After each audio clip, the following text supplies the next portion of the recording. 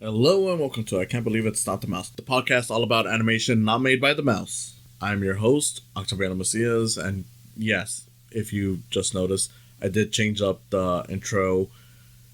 I'm going to be honest, you're going to hear the old intro in a few upcoming episodes. I recorded a lot, well, not a lot, but a few episodes in advance. Some of them as far back as the summer before I went into hiatus. These were done pretty much, they were stuff that I was working on, and when I just got too busy, they all kind of collapsed, and well, they're going to be released, don't worry about that. But my general thing is that if you were expecting them to be all up to date, no.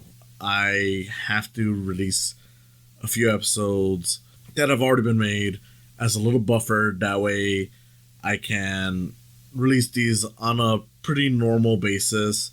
This is mainly to help me out. It's for my well-being because the way I was doing the show has been kind of stressing me out. And not to say that this is going to completely fix everything, but I just hope that in giving it a few, a bit of a buffer, like a 5 to 6 episode buffer between when I record something to when it eventually hits, it might make things easier for me. It might make it easier for me to rest, to relax, all that stuff. Of course, as always, if you can help me out on Patreon, by all means, consider helping me out that way. It'll be a great way to maybe loosen up some time from my work, so I can do this as a more regular thing. But yeah, in any case, this is what I'm doing before the year is over. I will talk about the movies that are coming out next year that I am looking forward to animation wise. Yes, it's not an episode focused on any specific movie. It's just going to be episodes focused on multiple movies. 2022 was a pretty good year for animation. We had Guillermo del Toro's Pinocchio. We had Turning Red. Strange World, not the greatest thing, but it was actually pretty fun Disney movie. And so was Lightyear. So, what does 2023 hold for us? Well, of course, there's the Super Mario Bros. Movie. It looks good. Chris Pratt is probably the weak link. And look, just to be clear, I don't have an issue with Chris Pratt doing the voice for Mario. I think he's a good choice. I wish he would have done a bit more of an accent. And sometimes you can hear a bit of an accent. But the problem is that the energy is not there, which is weird because he's done animation before. Like, he's done the Lego Movie. He's done Onward. And Lego Movie 2, he was so good in it that he had 2 character roles. You knew it was him, but because of the way he was delivering the lines from one character to another, you eventually got so engrossed into it that you kind of forgot that it was the same character until they pointed out that, hey, it's the same actor voicing these 2 characters. So I don't think it's an issue with him. I know some people want that Charles Martinet voice, and look, I love Charles Martinet, but realistically speaking, it's not a voice that you can actually hear for a narrative feature. And I'm not saying that it would get annoying. It wouldn't. It's just that when you want it to deliver like the more emotional moments, I don't think it could really work that way. Maybe I'm wrong, but I mean, when it comes to videos where he's done it in longer bursts, you can tell that there's kind of a struggle in there where he's kind of adding in random phrases. And again, not a knock against the guy. His voice works, but we've heard Mario have different voices before Charles Martinet. Captain Lou Albano was a voice of Mario at one point. I don't think it's the problem with Chris Pratt. I don't think it's a problem that Chris Pratt doesn't do the high-pitched voice. I just think it's a lack of energy. But to be fair, some clips do have some of the energy, so hopefully it's just a matter of the marketing, not the actual thing. I don't know. Honestly, beyond that, Jack Black sounds great. Charlie Day sounds great. Anya Taylor-Joy is okay. Not great, but then again, Peach, I don't think has ever had all that great of a voice actress. And again, not a knock against anyone who's ever voiced her. It's just that it's a similar thing as Mario, where it's like all the voices that have been done for her don't really work for a narrative feature. I'm not saying that Anya Taylor-Joy was necessarily the best choice for it, but at the same time, what she's doing is perfectly fine, and I got nothing against that. guys, we got to get over this whole celebrity voiceover hate. There are other issues with the voice acting when it comes to these things.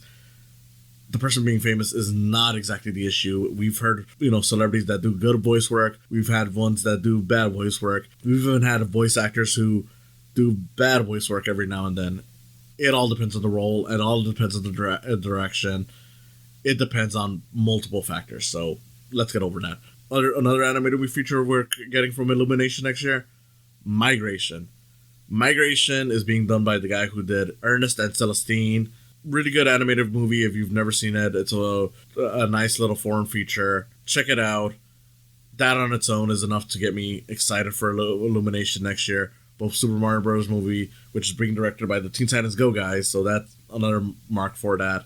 And then Migration being done by a guy who has, done a pretty good animated movie. So I'm looking forward to that. Disney-wise, we got Wish. This is going to be their big, not their 100th feature, but their 100th anniversary feature, as in the Walt Disney Studios is now 100 years old. This movie is the movie they're releasing in honor of that. It's their 62nd animated feature from the animation studio, but that's all it is. And from my understanding, it seems to be using the animation stuff from like Feast and Paperman. So curious to see how that works long form. I'm glad they're finally doing something with that.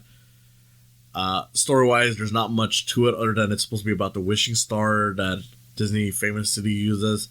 Don't know if it'll work, but you know what? Disney normally has a pretty good track record, even if for the last few years they've had they've been a bit messier with their movies, like with Ralph Breaks the Internet, Frozen 2, and Raya. I thought those needed more time to work with. Strange World and Encanto, even if I had my issues with either one, I think were both really fun movies, so I don't really say much on those. Pixar, they have Elemental. I know some people are mocking it. They're acting as if this is like, a stereotypical Pixar parody instead of an actual Pixar kind of plot. Honestly, I'd argue that this looks fine. I mean, apparently it's based on Peter Sohn's experiences growing up in a city with like all these different cultures and whatnot. Pretty much the American experience, if we're being honest. And yeah, hearing that sounds interesting. The fact that it's people that are like, fire, water, grass, whatever. Yeah, I get how that sounds pretty generic, but you know what? Pixar has a really good track record. If they want to make a romance about a fire girl and a water boy and see how that clashes, I'm more than for it. We're getting a new Teenage Mutant Ninja Turtles animated movie for theaters called Mutant Mayhem. It's got producer wise, I know Seth Rogen is on board. I think it's the entire production. Well, not the entire production team, but like the producers behind like The Boys, Invincible and whatnot. So, I'd look forward to that. I mean, I know some people might not be too excited by that, but you know what? Ninja Turtles has usually been pretty consistent when it comes to their stuff. A lot of their weaker features and shows are still pretty good. I never saw Rise of the Ninja Turtles, and when I saw the movie that they made for that on Netflix, I thought it was really good. So, you know what? I'm willing to give another one a full-on chance. And plus, I was even a big fan of that 2007 or 2006 CG Ninja Turtle movie. So, by all means, bring it on. We're getting another SpongeBob movie, but I think this one's just a streaming one. I'm not entirely sure. I'm not sure if it'll be great. I mean, I know the last SpongeBob movie was not too great, but you know what? You never know. So I'm willing to look into that. We're getting a sequel to Chicken Run. Yes, the movie from decades ago. My only real issue with it is that they're replacing everyone apparently, which is weird. Like, I get Mel Gibson, why you would replace him, but all the other actors I don't think should be replaced. From my understanding, it's because of an age thing. I don't know. I think that sounds weird.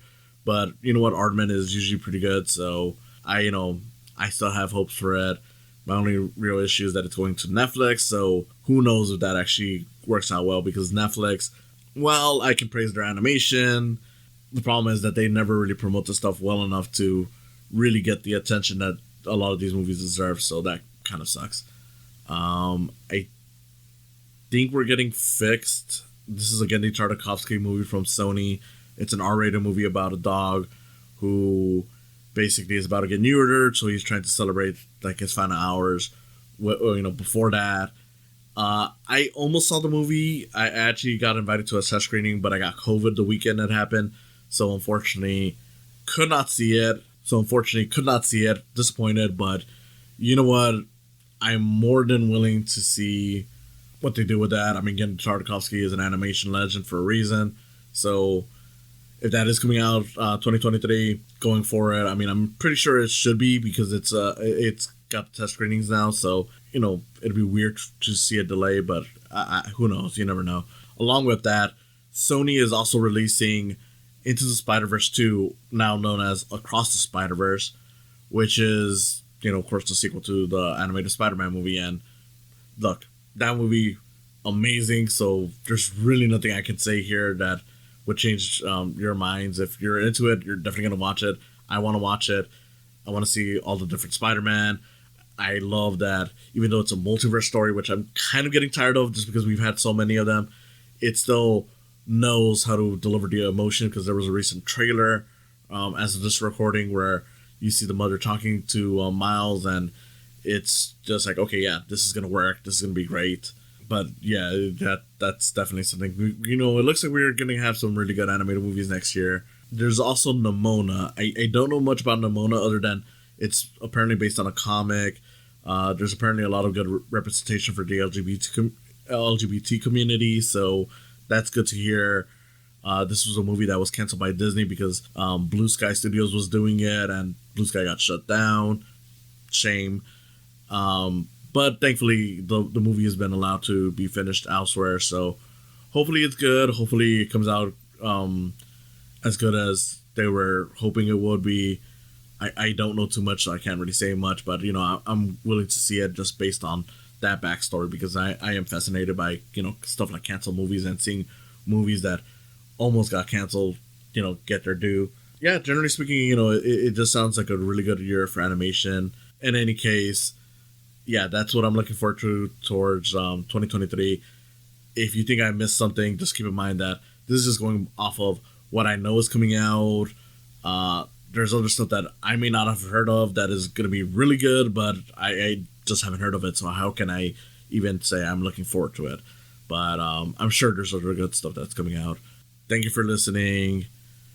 I will be coming back soon. I don't have an exact date, but I am coming back soon. I do apologize for the long hiatus.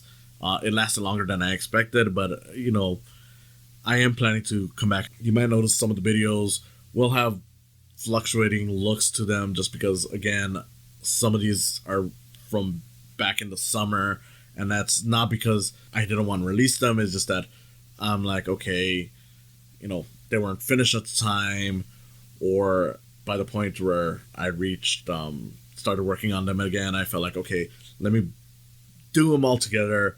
That way I can give myself some time before I have to do another episode, standard stuff. And in any case, again, thank you for listening, and I hope to see you again next time. Thank you for coming on today. If you enjoyed this, please consider subscribing to my YouTube channel, where you'll see video versions of these podcasts. And if you just want to listen to them, there's always the option of just following the podcast on their various sites, whether it's Spotify, Podbean, or Apple Podcasts. Whatever you choose, I hope you continue enjoying these. And if you want to support me even further than that, there's always the option of Patreon. With Patreon, even just $1 will get your name on the video versions of this and on other videos that I may do outside of these podcasts. A few dollars more gets you some behind the scenes info, and as this continues to grow, you'll find that there's more perks to it. So I hope you consider supporting me through Patreon as well. In any case, again, thank you for listening, and I hope you have a wonderful day.